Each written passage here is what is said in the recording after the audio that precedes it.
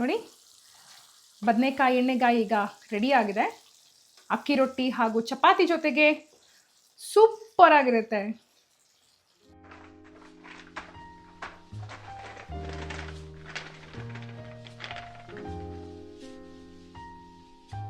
ಒಂದು ಪಾತ್ರೆಯಲ್ಲಿ ಬದನೆಕಾಯಿನ ತೊಳೆದು ಹೀಗೆ ಕಟ್ ಮಾಡಿ ನೀರು ಹಾಕಿ ಇಟ್ಕೊಬೇಕು. ಈಗ ನೆಕ್ಸ್ಟ್ ಸ್ಟಫಿಂಗ್ ಹೇಗೆ ಮಾಡೋದು ಅಂತ ತೋರಿಸ್ತೀವಿ. ಫಸ್ಟ್ ಒಂದು ಪ್ಯಾನ್ ತೊಗೊಂಡಿದ್ದೀವಿ.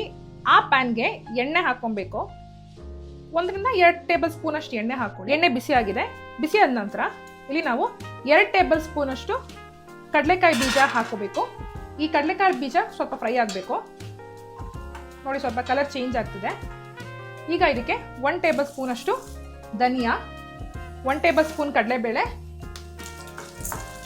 ಹಾಕಿ ಫ್ರೈ ಮಾಡ್ಕೊಳ್ಳಿ. ಲೋ ಫ್ಲೇಮಲ್ಲೇ ಫ್ರೈ ಮಾಡ್ಕೊಳ್ಬೇಕು. ತುಂಬ ಹೈ ಫ್ಲೇಮ್ ಇಟ್ಕೊಂಡ್ರೆ ಮೇಲ್ ಕಪ್ಪಾಗಿರುತ್ತೆ, ಆದರೆ ಒಳಗಡೆ ಅದು ಚೆನ್ನಾಗಿ ಫ್ರೈ ಆಗಿರೋಲ್ಲ. ಫ್ರೈ ಆಗಿಲ್ಲ ಅಂತಂದರೆ ನಿಮಗೆ ರುಚಿ ಚೆನ್ನಾಗಿ ಬರಲ್ಲ, ತುಂಬ ಹಸಿ ಹಸಿ ಇರುತ್ತೆ, ಟೇಸ್ಟು ಸಹ ಚೆನ್ನಾಗಿರೋದಿಲ್ಲ. ಅದಕ್ಕಾಗಿ ಲೋ ಫ್ಲೇಮಲ್ಲೇ ಸ್ವಲ್ಪ ಟೈಮ್ ಆದರೂ ಪರವಾಗಿಲ್ಲ ನೋಡಿಕೊಂಡು ಲೋ ಫ್ಲೇಮಲ್ಲಿ ಫ್ರೈ ಮಾಡಿ. ನಾವಿಲ್ಲಿ ಯೂಸ್ ಮಾಡ್ತಿರೋದು ಸ್ಟೀಲ್ ಪ್ಯಾನ್. ನೀವು ಯಾವುದೇ ಥರ ನಾನ್ ಸ್ಟಿಕ್ನ ಯೂಸ್ ಮಾಡಬೇಡಿ, that is very dangerous to health. ನಾನು ಪ್ರತಿ ವಿಡಿಯೋದಲ್ಲೂ ಹೇಳ್ತಾ ಇರ್ತೀನಿ, ಸೊ ಬಿ ಕೇರ್ಫುಲ್. ಆದಷ್ಟು ನಾನ್ ಸ್ಟಿಕ್ ಟೆಫ್ಲಾನ್ ಕೋಟಿಂಗ್ ಪ್ಯಾನ್ನ ಅವಾಯ್ಡ್ ಮಾಡಿ. ಅರ್ಧ ಟೇಬಲ್ ಸ್ಪೂನ್ ಜೀರಿಗೆ, 1/4 ಟೇಬಲ್ ಸ್ಪೂನ್ ಮೆಂತ್ಯ, 1 ಟೇಬಲ್ ಸ್ಪೂನ್ ಬಿಳಿ ಎಳ್ಳು. ನೋಡಿ, ಇಲ್ಲಿ ಬಿಳಿ ಎಳ್ಳು ಸ್ವಲ್ಪ ಕಲರ್ ಚೇಂಜ್ ಆಗಬೇಕು.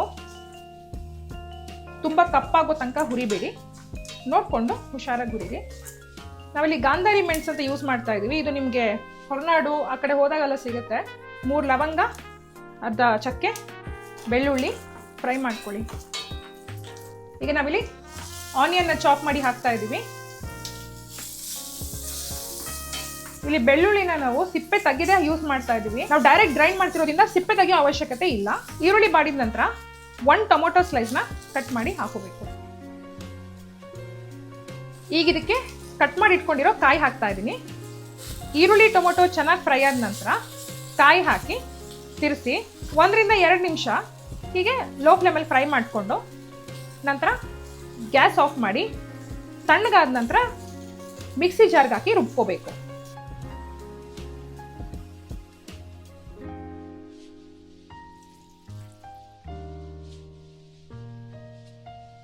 ನೋಡಿ, ಹೀಗೆ ತುಂಬ ಫೈನ್ ಪೇಸ್ಟು ಅಲ್ಲ, ತುಂಬ ಗಟ್ಟಿನೂ ಅಲ್ಲ, ಈ ಥರ ರುಬ್ಕೋಬೇಕು.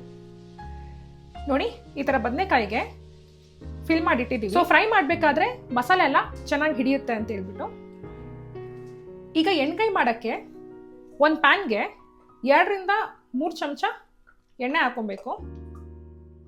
ನಿಮ್ಗೆ ಎಷ್ಟು ಬೇಕಷ್ಟು ಹಾಕೊಳ್ಳಿ, 3-4 ಆದರೂ ಸರಿ, 2-3 ಆದರೂ ಸರಿ. ಎಣ್ಣೆ ಬಿಸಿ ಆಗಬೇಕು.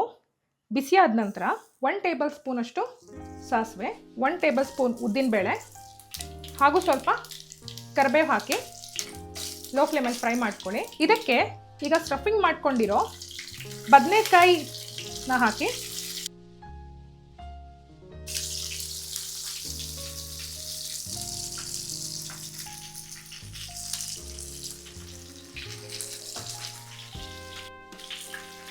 ಲಿಡ್ ಕ್ಲೋಸ್ ಮಾಡಿ ಬೇಯಕ್ಕಿಡಿ.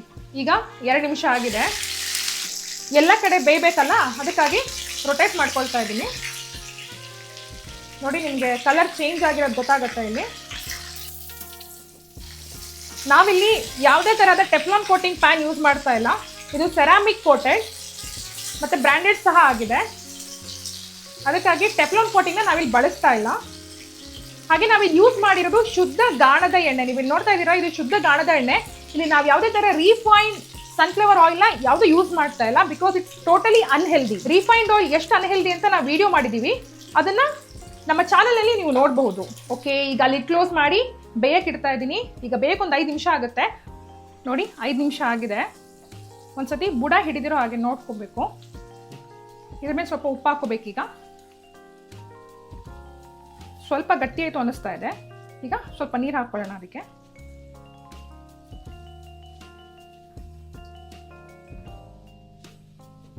ಎರಡು ನಿಮಿಷ ಬೇಯಲಿ. ನೋಡಿ, ಬದನೆಕಾಯಿ ಎಣ್ಣೆಗಾಯಿ ಈಗ ರೆಡಿ ಆಗಿದೆ.